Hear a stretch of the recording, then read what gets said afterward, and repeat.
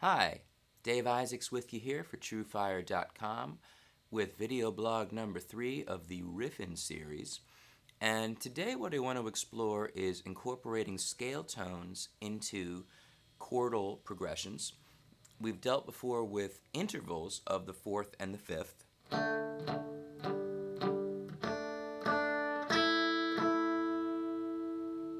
And I want to use that as a foundation to add in some of the other tones of the scale.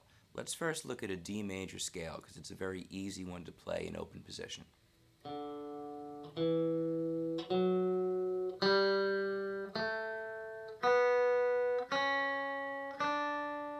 There's one octave, and then we can continue.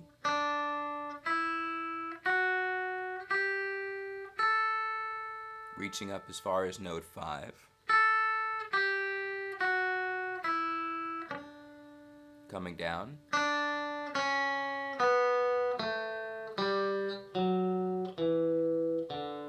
And then continuing below.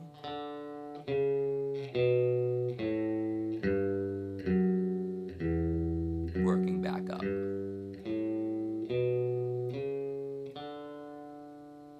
It really is important that you know your scales. The open position scales can get neglected because they're not movable up and down the neck, so do make sure you take the time to learn these. Open, second, fourth, open, second, open, second, third.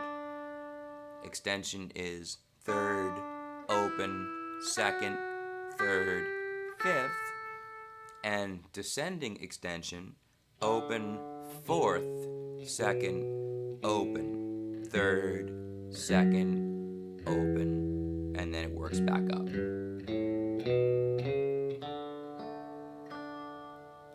Let's focus on a couple of primary notes.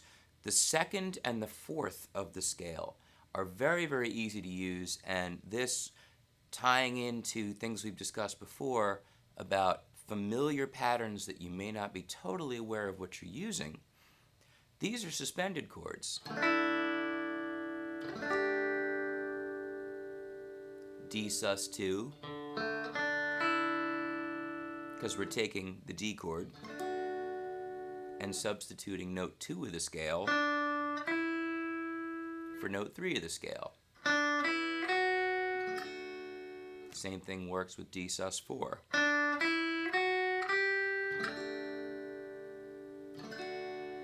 And when you learn these, you probably learn them as separate chords. D sus2 chord, D sus4 chord. But if you think of this in terms of melody, we could have something like this.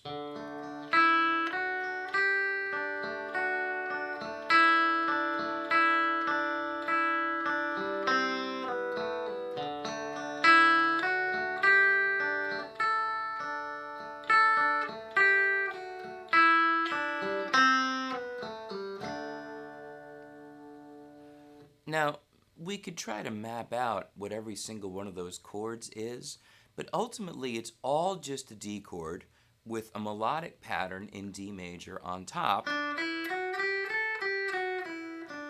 with a small diversion into a C chord, resolving back to D.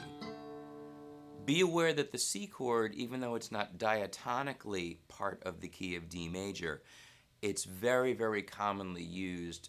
It's a flat 7, and this is really a topic for a subsequent lesson, but you're going to find that the flat 7 is used much more often than the diatonic 7. There's a reason for that, and as I said, I'll get into that down the road. But it's a really important concept, this idea that we learn chords as blocks. Here's this block, here's that block. But when we think in terms of melody, what we have is a basic harmony, which is D,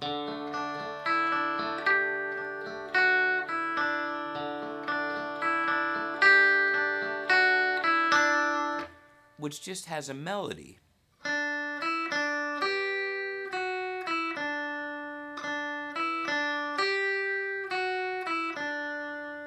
If you're not sure whether the harmony is changing, ask yourself if the bass player would change notes there. There could be a line against that, but for the most part, da Da dee da dee da da dum. Da dee da dee da da dum. It's not all that different sung than it is played. So now I don't have to just play arpeggios. I can do things like this.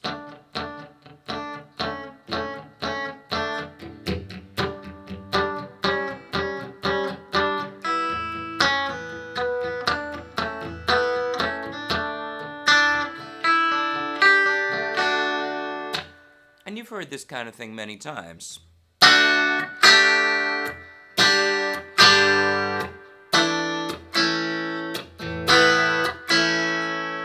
Once again, using the sus chords, and if it's easiest, if it makes sense to your mind to label these as suspended chords, that's fine. A sus2, A sus4. But be aware of the melodic element of this, and this goes back to where I started with lesson 1, that part of what makes a riff memorable is melody. Here's some more examples. I'll play with G, A, and D chords.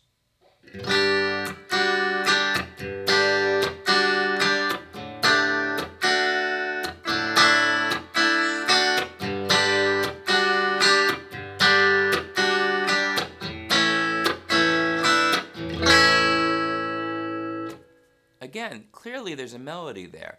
Da da da da da da da da da. That might not be exactly what I played, but you get the idea. What the ear is drawn to is the melodic motion within the chord. So you don't have to think of it as 3 different chords. Okay, that's what it was. Da da da da da da. Even though it really is G5, G major 7 with no third, back to G5, what your ear hears is da da da.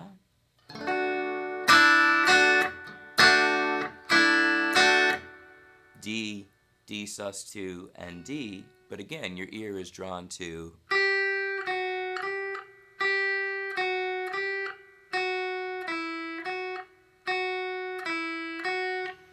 So you can see how many combinations there are with this. As long as you can reach the notes of the scale,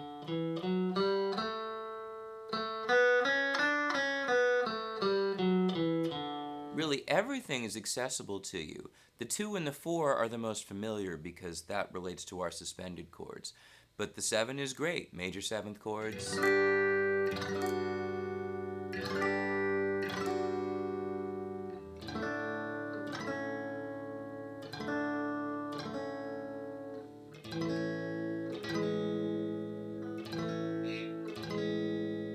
No, in that case, we're outside of the key of D because of the G sharp, so maybe a 7th chord. And maybe this wants to resolve.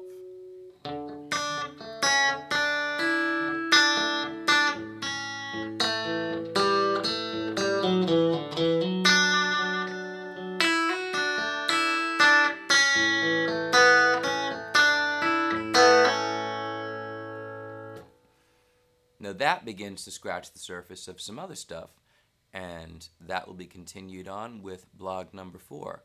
So I hope this gives you some good food for thought. Go and play with it, see what you find. Again, I'm Dave Isaacs for TrueFire.com, and thanks for watching.